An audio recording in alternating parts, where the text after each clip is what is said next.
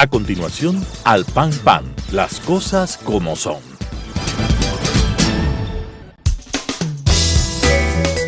Clasificación B, bajo supervisión de un adulto.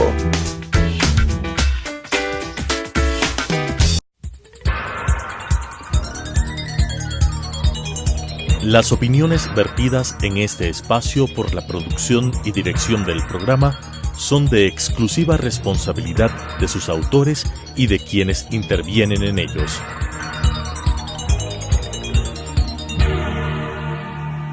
Telesucesos Canal 29 UHF presenta Al Pan Pan, las cosas como son. Coyuntura y calidad de la democracia con la conducción de Patricio Aro. Al Pan Pan, las cosas como son. Cordiales saludos a la gran audiencia de Telesucesos que nos sigue semana a semana a decir las cosas como son. El Pan Pan es un programa de coyuntura y de calidad de la democracia, como todos sabemos, y precisamente la coyuntura actual en el país es el matrimonio igualitario. Por esta razón hemos invitado a un activista que logró que la Corte Constitucional se pronuncie favorablemente sobre el matrimonio igualitario. Él es Efraín Soria y es el presidente de la Fundación Ecuatoriana Equidad. Con él, con César Ulloa Tapia y su servidor Patricio Aro Hierve, diremos las cosas como son. Bienvenido Efraín, bienvenido César. Muchas gracias Patricio, un cordial saludo a Efraín y a toda la audiencia que nos sigue todas las semanas. Palabras claves de este programa: matrimonio civil igualitario. Indudablemente el Ecuador inaugura una manera distinta de organización de la sociedad civil. Habría decir que el Ecuador es el país número 26 en el mundo que toma este tipo de decisiones, pero también habría que recordar que esta lucha o esta reivindicación en materia de derechos, y ya en eso nos va a explicar de mejor manera Efraín, no es una lucha del día de ayer ni de anteayer, es una lucha indudablemente que viene por décadas, y es así que el resultado del fallo de la Corte Constitucional indudablemente pone al descubierto o en exposición pública mucho mayor a una serie de organizaciones de la sociedad civil que han defendido este tema por varias décadas. Creo que es un tema indudablemente que genera controversia, genera polémica, genera adeptos y no adeptos, y quién mejor que el protagonista o el que encauzó este tipo de circunstancias nos explique. Gracias, Efraín. Muchísimas gracias César, Patricio, un gusto poder compartir con ustedes. Quisiera comenzar indicando que trabajo ya 18 años en la Fundación Ecuatoriana Equidad. Es una organización sin fines de lucro que trabaja dos temas fundamentales: los derechos humanos de las comunidades LGBTI y la prevención del VIH y SIDA. En ese sentido, la organización ha tratado desde sus inicios encontrar con políticas públicas que promuevan los derechos humanos de las personas LGBTI. Con respecto al tema del matrimonio civil igualitario, conquista que acabamos de alcanzar el pasado 12 de junio, es un día histórico para nosotros, para el Ecuador, para la humanidad. Es un proceso que tiene mucha data. En realidad comenzó en el año 2013 cuando se presentó el primer caso de Pamela Troya y Gabriela Correa. Ese caso lamentablemente ha estado empolvado, ha estado durmiendo el sueño de los justos, puesto que no ha sido tratado nunca más. En esa época, para que la ciudadanía lo entienda, estábamos gobernados por el presidente Correa, y lamentablemente algo que pasó en esa época y que esperamos no se vuelva a repetir es que no había independencia de poderes. Los poderes estaban totalmente cooptados, es decir, tanto el poder legislativo como el judicial estaban de alguna manera influenciados por el Ejecutivo.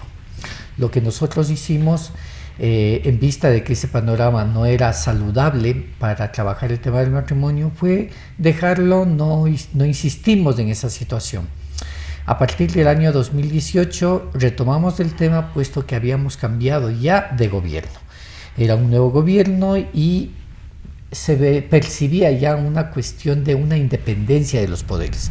Entonces eso nos permitió poder retomar el tema de la campaña del matrimonio civil igualitario, y lo que hicimos fue buscar más parejas que presenten el mismo caso que hizo Pamela, para que la tesis que nosotros manejábamos era que haya una acumulación de casos que lleguen a la Corte Constitucional, de tal manera que la Corte se vea obligada a tratar el tema. Ahora, algo muy importante que pasó en ese camino fue la expedición de la opinión consultiva 2417 de la Corte Interamericana de Derechos Humanos.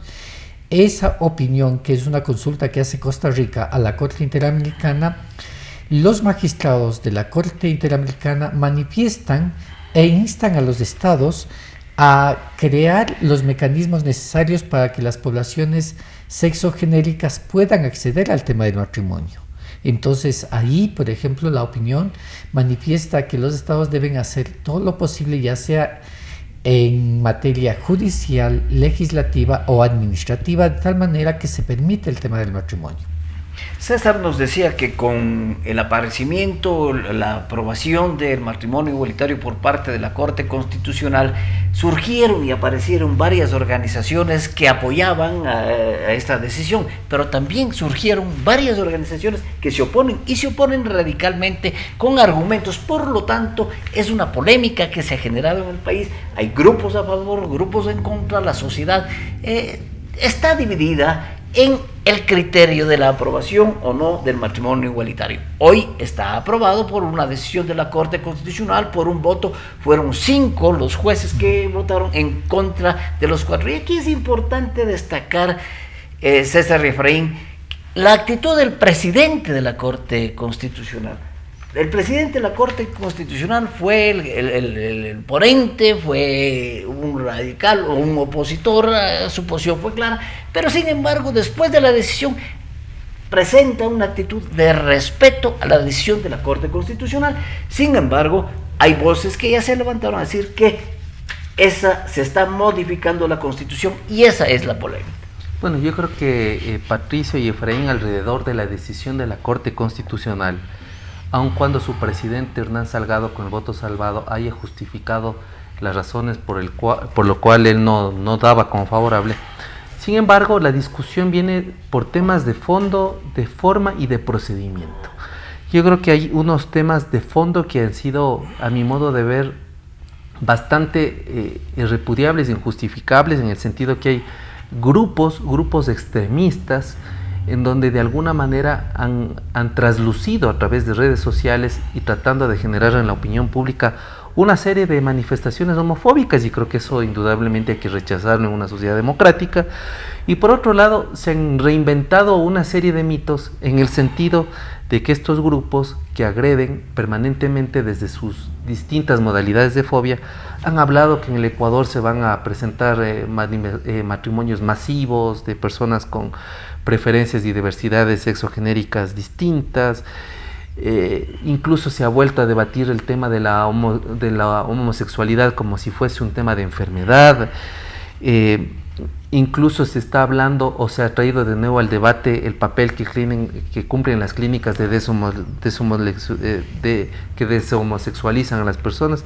Incluso muchos han llevado a la discusión el debate de cuál es el siguiente paso y el paso de niños y niñas en este debate. Entonces, Efraín, ¿cómo se puede sentir este peso homofóbico del Ecuador? ¿Cuál ha sido la reacción de su parte frente a estas reacciones tan retardatarias, recalcitrantes? Bueno, en realidad nosotros no nos coge de nuevo estos ataques sistemáticos de algunos grupos conservadores, no de muchos. Afortunadamente cada vez son menores, pero además estamos acostumbrados a ellos, a querer imponer un estilo de vida que no necesariamente va de acuerdo con lo que vive la ciudadanía en estos momentos. En ese sentido, yo creo que hay que hacer algunos análisis. Primero, es que la decisión de la Corte es una decisión inapelable, ya no se puede echar atrás, y eso lo manifiesta el artículo 441 de nuestra Constitución. Las resoluciones de la Corte son inapelables, no pueden ser revisadas. En segundo lugar, yo creo que las personas que piensan diferente tienen todo el derecho a manifestar su inconformidad. Vivimos en un estado de derechos y la libertad de expresión es un derecho que hay que respetar. Lo que sí hay que considerar es que no podemos tratar de imponer un estilo de vida. Eso cada ciudadano sabe, escoge cómo quiere vivir, con quién desea vivir. Y en tercer lugar, posiblemente lo más importante, el tema del matrimonio lo único que ha hecho es, primero, devolvernos la dignidad humana. Eso es muy importante que la gente entienda, que dejamos de ser ciudadanos de segunda para ser ciudadanos como cualquier otro y gozar de esa dignidad humana. Algo muy importante en esto es simplemente que se formaliza una realidad que existe. Nuestras familias no es que van a existir a partir del matrimonio, nuestras familias existen desde hace mucho tiempo. Yo mismo, mi relación con mi pareja, tengo una relación de 12 años. 12 años que vivimos juntos, que pagamos una hipoteca, que hemos estado en las buenas y en las malas, tal como lo dice el matrimonio, para ayudarnos, para socorrernos, para apoyarnos mutuamente. Entonces lo que nosotros necesitábamos es simplemente tener ese reconocimiento social, que es muy importante, porque ya no queremos ser el ciudadano de segunda que tiene que conformarse con lo que dicen otros. Ahora la gente puede escoger si quiere casarse o si quiere estar unido de hecho o simplemente si quiere tener una unión libre. Cualquiera de las instituciones que utilice, pero que sea la decisión de la persona y no de un tercero. Y en ese sentido, el matrimonio es una meta que hemos llegado, pero todavía nos faltará muchísimo que hacer para educar a la ciudadanía, para que la gente entienda que la homosexualidad no es ningún delito, que no es nada contagioso. Yo he recibido muchas críticas sobre el tema de los niños especialmente, y yo le invito a la gente a que se eduque, a que se informe. Los niños no son el problema, los problemas somos los adultos que tenemos años anquilosados de prejuicios, de estereotipos sobre lo que es la homosexualidad. Los niños, en cambio, van a crecer en un ambiente más saludable, viendo esto como algo, como lo que es, algo tan natural. Se ha mencionado la Constitución y se ha mencionado también que han sido calificados estos grupos como ciudadanos de segunda. En realidad la ciudadanía ha acogido ese criterio. Desde que se eliminó legalmente la homosexualidad como delito, la gente ha acogido y ha abierto las puertas, especialmente los jóvenes. Es decir, sí, si yo me pongo a hablar de este tema con chicos de la edad de mis hijos o con mis hijos, simplemente es una conversación de aceptación de que cada persona puede decidir su preferencia sexual. Pero claro, hay argumentos que rebaten a la decisión de la Corte, y uno especialmente que es el tema constitucional, que tú lo has nombrado también aquí, y en el artículo 67 de la Constitución, no sé si podemos proyectar esa posición, claramente se dice el artículo 67 que el matrimonio, leo textualmente, el matrimonio es la unión entre hombre y mujer, se fundará en el libre consentimiento de las personas contrayentes y en la igualdad de sus derechos, obligaciones y capacidad legal. Está proyectado cuál es el concepto constitucional de matrimonio, y eso es lo que rebate mucha gente. Es decir, la decisión de la Corte no podía cambiar el texto constitucional, y desde luego quienes votaron a favor, los 5 jueces, dicen que no se ha cambiado. Por eso surge el tema de la consulta popular, porque la consulta popular es un tema que permite, es un instrumento que permite hacer las reformas constitucionales. Ahora, Patricio, el tema es que elevar a consulta popular un tema de progresividad de derechos sería un contrasentido para un Estado de derechos y de justicia. Porque claro, yo me imagino si en algunas sociedades se puso a consulta, se elevó a consulta temas que de alguna manera eliminaban, por ejemplo, el racismo, temas que eliminan la xenofobia, temas que eliminan todos estos elementos de sociedades heteronormadas como la nuestra. Entonces la pregunta que yo me hago, y leía en las redes el fin de semana, es ¿hasta qué punto de vista los derechos, y esto desde la doctrina de los derechos humanos, pueden ser consultados en una sociedad que muchas de las veces no ha definido ni conoce en estricto sentido sus derechos? Y ahí hay un tema complejo, Efraín. Sí, es que la sociedad no está cuestionando el tema de la unidad, de la vivencia, está cuestionando la denominación de matrimonio, porque, y repito, no son temas vinculados con la iglesia ni con la religión, porque hay juristas declarados ateos que se oponen a la denominación de matrimonio y acuden al derecho romano, mencionándole, por ejemplo, citándole a Modestino, que dice que él va a definir el matrimonio diciendo: el matrimonio es la unión de macho y hembra. Estamos hablando del derecho romano. consorcio de toda vida, participación de cuestiones divinas y humanas. Y también Justiniano, en la misma época, según lo cita algunos juristas, que es la unión de varón y mujer con la intención de continuar la vida en común. Entonces ellos dicen, vea, llámese contrato de convivencia entre dos personas del mismo sexo. Eso es lo que se está cuestionando, la denominación de matrimonio y los derechos que eso implica. Y esa es la lucha, sin duda. Ahora, Patricio, de la organización solo una LGBTI. cosa, pero esto no contraviene la configuración de un Estado laico, además. Porque yo digo, ¿hasta qué punto de vista los derechos deben ser consultados? Ahí hay un tema complejo, Efraín. ¿Qué nos puedes decir? Es bastante complejo, pero creo que creo que no podemos estar solamente analizando en función de las cosas que se han dicho o que se han hecho anteriormente. Si vamos a la definición etimológica o histórica del matrimonio, podríamos hacer lo mismo con el tema del salario. El salario viene de sal y con la sal se le pagaba a la gente. Ahora a la gente no se le puede pagar con sal. Mira cómo ha ido evolucionando los conceptos. Entonces, los conceptos evolucionan, los significados evolucionan y eso es muy importante, si no estaríamos en la época de las cavernas. En segundo lugar, hay que entender que la lectura de la Constitución y la aplicación de la Constitución no puede ser una lectura literal y aislada de lo que dice solamente el artículo 67 de la Constitución, sino que tiene que ser una lectura integral de la Constitución. La Constitución es un elemento vivo, no está escrito en piedra, es vivo y eso significa que está interactuando.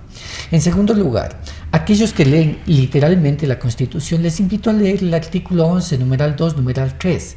¿Qué es lo que dice el numeral 11, numeral 2, numeral 3? Dice, se prohíbe toda forma de discriminación y que todos somos iguales ante la ley. Entonces, lo que se debe hacer y lo que hizo de alguna manera en la argumentación para aprobar el tema del matrimonio fue, ¿qué es más importante? Esta igualdad, esta no discriminación versus a un artículo que solamente es ejemplificador de cómo es el matrimonio.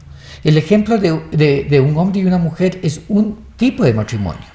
Pero inclusive a la gente religiosa les invitaría, ¿cuántos tipos de matrimonio no existían en la Biblia? En la Biblia existe un montón de tipos de matrimonios, que se casa el príncipe con otra princesa, pero se casa con los esclavos, con las esclavas, etcétera, etcétera. Entonces, a veces esos fanatismos no son saludables. Y hoy lo que estamos buscando es que todos los ciudadanos tengamos las mismas oportunidades que tiene el país. Miren, en el año 2000, en los Países Bajos se aprobó el primer país que aprobó el tema del matrimonio civil igualitario. Han pasado 19 años de retrasos del Ecuador. ¿Y ustedes creen que Holanda, que los Países Bajos, es una sociedad decadente? Al contrario, es una sociedad, ojalá todos fuéramos Holanda. En Holanda acaban de cerrar las cárceles. ¿Por qué? Porque ya no necesitan las prisiones, porque sus ciudadanos tienen una igualdad total, que no necesitan tener que recurrir a robar, al engaño, al hurto para sobrevivir. A esas sociedades deberíamos encaminarlos nosotros y no estar pensando en nuestros pobres niños. Los niños están protegidos. Los niños reciben y van a aprender lo que los adultos les enseñan. Y lo que debemos enseñarles es una sociedad de respeto a la diferencia, de respeto a la mujer. Es imposible que en este país cada 3 días le maten a una mujer, por favor. Eso es un fenómeno de violencia que debemos frenar. ¿Y dónde se frena eso? A través de una educación adecuada. Y es una educación al respeto, entendiendo que las mujeres no son objetos, sino que son sujetos de derechos. Y esa educación, ¿quién les da? Les da la familia. Y es la misma violencia a veces que vivimos los LGBTI. Lo que estamos buscando es cambiar esos paradigmas, quitar esa violencia sistemática que hemos vivido para una sociedad mucho más pacífica, en una sociedad, en una cultura de verdadera paz. César había dicho que son 26 los países que aprobaron el matrimonio igualitario. Yo tengo la información que con el Ecuador son 30, Ecuador fue el último. En efecto, los Países Bajos fueron los primeros, y en América del Sur, Argentina fue el primer país y el 10º en el mundo. Pero eso es importante decir, no es que son unos países retrógrados los que han aprobado. La gran mayoría de los 30 o 26 de la información que tenemos, la gran mayoría son países del primer mundo, son los países más desarrollados del planeta, sin lugar a dudas. Y Ecuador está ahí, pero yo digo también, ¿por qué Ecuador no puede ser, no solamente de estos temas, por qué no puede ser el país de los menos corruptos, por ejemplo, también, o de los menos claro, violentos en contra de la mujer? Entonces, ese tipo de cosas debemos pensar potencialmente de que el matrimonio igualitario podría orientar, podría ser una oportunidad para que la mentalidad de la gente, pero yo no creo, como se ha dicho también aquí, que una organización, un grupo está en el derecho de educar. El Estado es el que tiene el derecho de educar. Entonces, eso es importante también. Ahora, de cara a lo que significa la aprobación de un matrimonio civil igualitario en distintas ciudades, se diseñan políticas públicas conexas. Y uno de los casos emblemáticos en América Latina es todo aquello que se desarrolla en Uruguay, como por ejemplo el diseño de política pública LGBTIQ, que es una cosa importantísima, porque además, en cuanto a progresividad de derechos civiles y políticos, creo que el país de más avanzada es el país de Uruguay. Y quiero poner el ejemplo de Uruguay porque en Uruguay se están discutiendo los grandes temas. Se ha superado el tema del matrimonio civil igualitario, con el expresidente José Mujica, Pepe Mujica, se habló de la despenalización del consumo de ciertas sustancias. Incluso en Uruguay ahora se debate un tema que está bueno en otras sociedades, que es el tema de la eutanasia, es decir, la voluntad propia de una persona que cuando está en un estado terminal o prácticamente de no retorno, tiene el derecho para incluso decidir sobre su propia vida. ¿Qué hace que estas sociedades sean tan progresivas en estos derechos y otras sociedades como las nuestras que sean tan regresivas en materia de derechos? Permíteme interrumpirte, César. Uruguay es la primera democracia de Latinoamérica. Eso claro, también es importante. así es. Entonces está considerado por todos los estudiosos de la calidad de la democracia. Uruguay es la democracia con mayor calidad, es decir, es la mejor democracia de América Latina y una de las mejores del mundo. Así es, y en ese sentido lo que nos queda es muchísimo trabajo. No es que con el matrimonio hemos culminado todo lo que necesitamos, al contrario, necesitamos trabajar mucho en la política pública de inclusión. Y en ese sentido, por ejemplo, este gobierno todavía está en deuda con las comunidades LGBTI porque ha sido un gobierno bastante débil. No tenemos hasta ahora una política LGBTI aprobada, inclusiva, no tenemos un interlocutor válido con el Estado con quien poder hablar y decir qué es lo que está pasando. Y en ese sentido tenemos ausencia de políticas en el sistema educativo, en el sistema de salud, en la seguridad, en el espacio público. Entonces hay mucho que trabajar. Posiblemente esto nos va a tomar 3, 4, 5 décadas o generaciones para lograr esa igualdad. Hoy solamente hemos alcanzado la igualdad en términos formales, pero en términos reales nos tomará mucho más tiempo. Ahora, para que la gente entienda un poco mejor, Efraín, ¿qué se entiende como diseño de política pública para comunidades LGBTI? ¿Qué tipo de políticas? ¿Qué es lo que buscamos? Nosotros, por ejemplo, en el sistema educativo, que es donde yo tengo mucha experticia, es que los sistemas educativos cuenten con políticas que prevengan el bullying homofóbico. Es decir, que el profesor que observa al niño que está maltratando a otro porque es visto, leído como gay, le detenga y le diga, eso está mal, eso es violencia. Pero también una política que permita que los estudiantes que se identifican como homosexuales en el sistema educativo estén protegidos. Y mira, yo te doy el caso. Nosotros tuvimos una persona trans de 15 años en Orellana, una chica que fue con su identidad de género femenina porque era su identidad de género. Y la escuela le dijo, no puedes venir así. Hicimos todo y la escuela tuvo que admitirle a la chica como estaba con su identidad, porque eso dice la Constitución. Y la escuela finalmente le permitió la matrícula. Pero después de eso no permitió nada más y la chica era blanco de sus compañeros, de los profesores, de las autoridades. Entonces no había una política de protección. La chica al final terminó igualmente saliéndose de la escuela porque no aguantó ese bullying que hacen las autoridades, los compañeros. Entonces necesitamos trabajar en eso para que los niños el día de mañana, no sabemos si ese niño es o no es gay, pero le están molestando porque parece que es gay.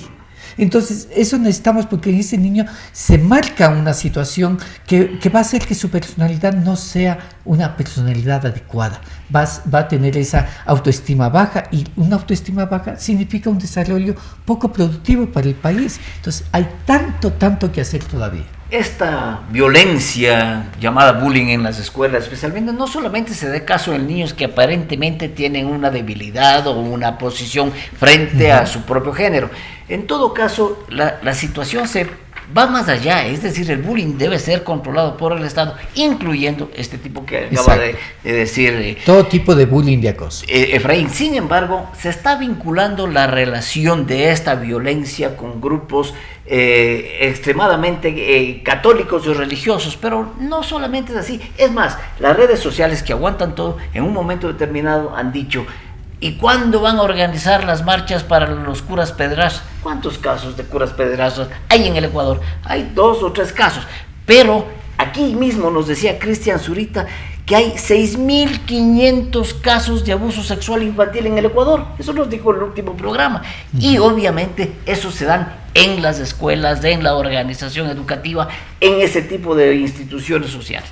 Por lo tanto, el Ecuador necesita una mentalidad abierta, necesita líneas de acción, necesita derechos, y eso potencialmente es responsabilidad del Estado ecuatoriano como tal y de sus autoridades. 0 femicidios, 0 violencias, 0 bullying, más progresividad de derechos, una sociedad más incluyente, una convivencia más pacífica, pero sobre todo respetuosa, Patricia. De esta manera, con Efraín Soria, César Ulloa Tapia y su servidor Patricio Aro, ayer sobre el matrimonio igualitario, hemos dicho las cosas como son. Al pan, pan.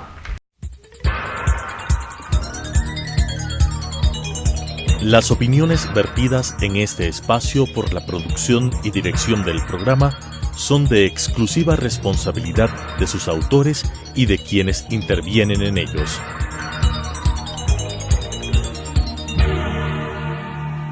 Telesucesos Canal 29 UHF presentó Al Pan Pan, las cosas como son. Coyuntura y calidad de la democracia con la conducción de Patricio Aro. Al Pan Pan, las cosas como son.